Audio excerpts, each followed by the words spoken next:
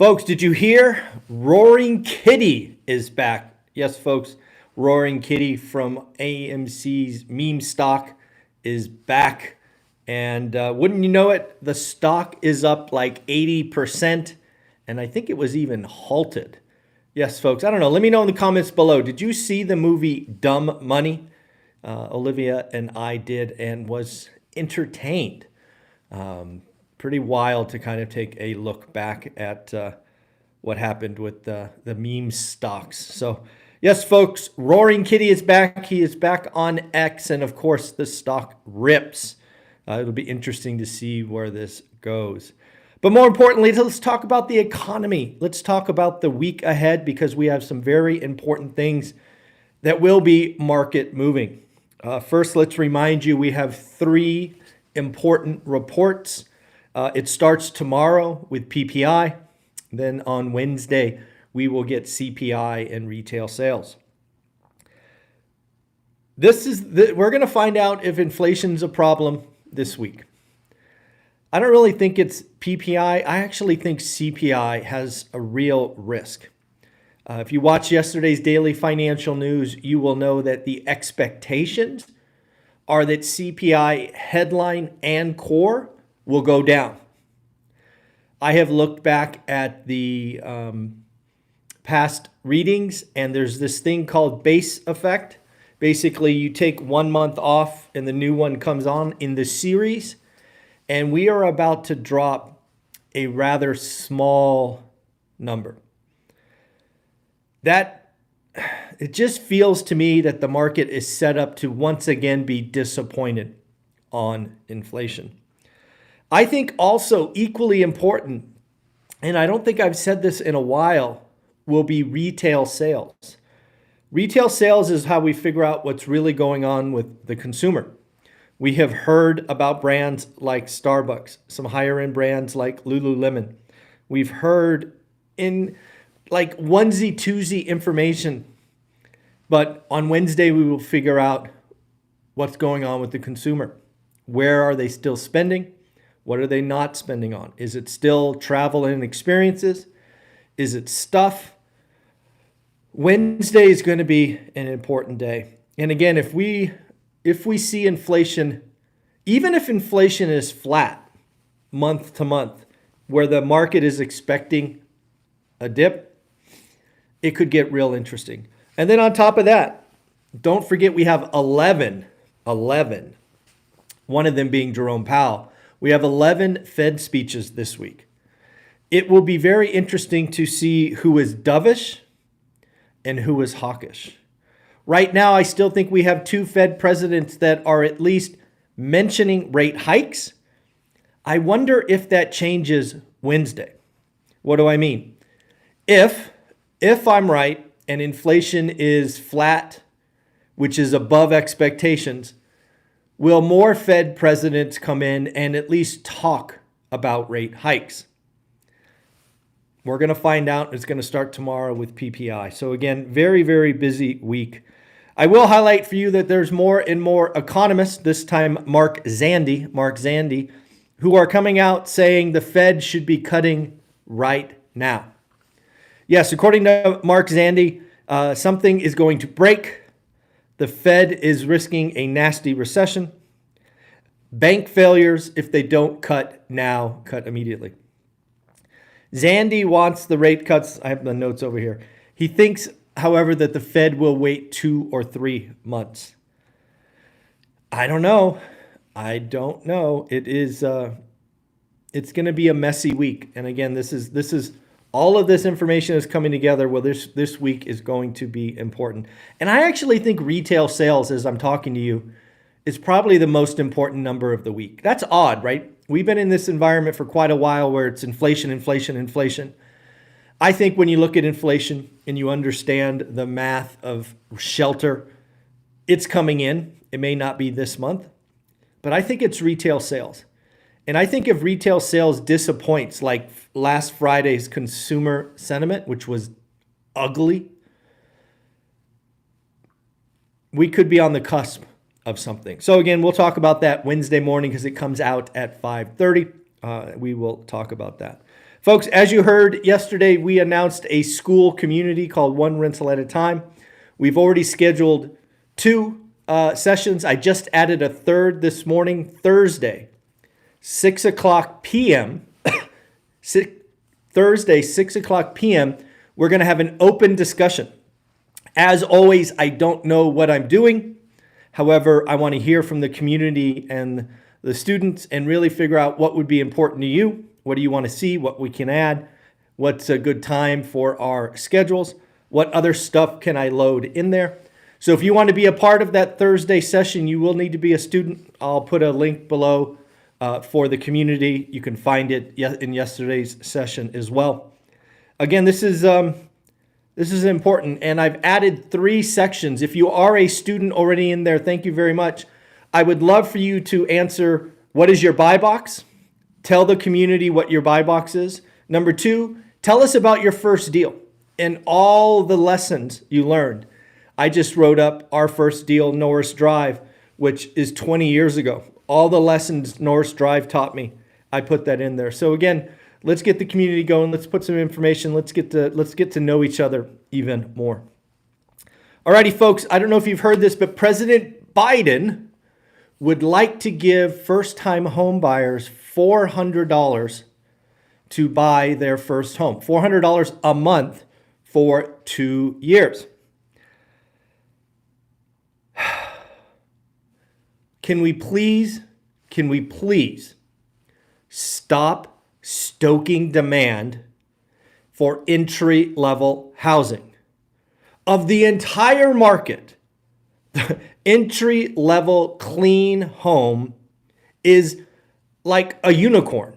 And if we want to throw $400 of free money, you have no idea where prices will go.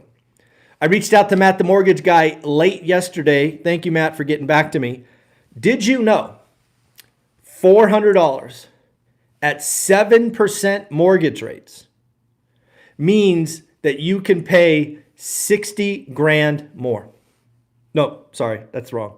No, yeah, 60 grand more. 60 grand. So what would happen? Just ask yourself a simple question. You got this extra $400 money coming in that's free. You're in a competitive bid situation for the perfect home. What do you do? Well, you got 60 grand in buying power. Why not throw that in there? This could be the most ludicrous plan I have ever heard. The only people that win, home builders, they will clean up. And boy, they're not lowering prices. They're not going to lower prices at all. Home builders and existing homeowners. Folks, if this $400 thing gets approved and actually comes out, the only winners are people that already own. It's wild. Wild. Can't believe it. Can't believe it.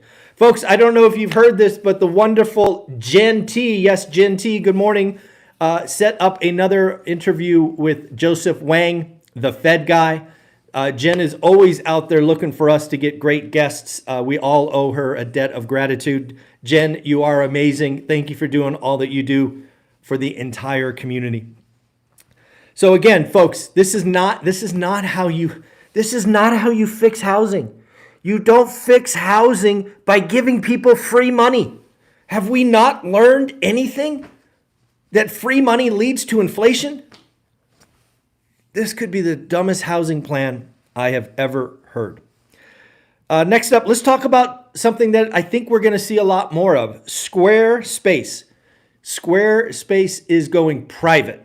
What does that mean? Squarespace goes public. What is happening now is in a $6.9 billion deal, Squarespace, he said slowly, is going to go private. Why would they do that? Well, in those situations where you have to fundamentally change the business, where you may have to make some hard calls, you do not want to be under a 90-day quarterly clock. Going private removes pressure from executives to deliver quarterly numbers. If Squarespace is going to fundamentally change, then they have to go private.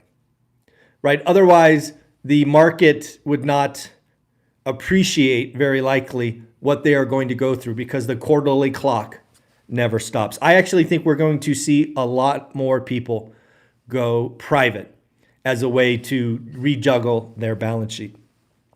Folks, I don't know if you saw this, but yesterday at 5 or 6 o'clock, we released the WealthCon presentation. I want to thank Ryan Pineda and the entire team over at WealthCon for giving me the high resolution recording of my presentation. They also gave me permission to publish it and share it with you. They don't have to do that. They didn't have to do that, but they like what we do at the community. Ryan has been on the channel many times and he said, Zuber, for you, you can have it. So if you want to see my actual presentation from WealthCon, it was loaded last night. You can just search WealthCon. I think I put that in the title. If you do watch it, let me know how I did. It is always tough. When I think there's 1,000 people there, 900 people. So let me know what you think of that presentation. I thought this was interesting, and I'm curious. According to, I didn't write down who I got this from, my bad. I think this was a Yahoo Finance article, but don't quote me on that. That might be wrong. But apparently 50%, 50, of Americans feel they are in worse shape, financial shape, than 5 years ago. I would love to hear from my community. Are you in worse shape financially now or 5 years ago? I'm going to guess, just a wild guess, that a lot of the folks that follow my channel understand and appreciate that inflation's a feature, not a bug. A lot of you likely have bought some assets. So I'm going to guess that most of you are better. And some of you are a lot better off today than 5 years ago. So I'm just curious. Leave below better, worse, whatever you want. I just want to go ahead and check. All right, we got a bunch of people saying better. You guys rock. I know this is an awesome community. All right, what else do I got here? Oh, everybody's talking about affordability. You guys are all way better, man. You guys are great. That's awesome. So affordability, 2024 affordability is like 1984. 1984. Yes, folks, by the way, again, remember that lovely 54-year spreadsheet. 54-year spreadsheet told us what was coming. And again, just for the record, 1981 is still the worst housing affordability of the last 54 years. Again, affordability is price, interest rates, and income. A lot of folks like to talk about price and income, and they forget rates. Affordability, once again, is price, rates, and income. 1981 is still by far the worst affordability on record in the last 4 years. So again, folks, thank you for being here. You are amazing. If you want to join the School One Rental at a Time community, I will put a link. We've already got 2 opportunities for you to listen, one with the millionaires on Wednesday, one on Sunday, and of course, the brand new 6 p.m. this Thursday, there's a Zoom call. You just go to the calendar, just an open discussion, figure out what we can do together. And I look forward to seeing how we can all grow and get better together, folks. You're amazing. Take care. Like, subscribe, comment. Talk to you later.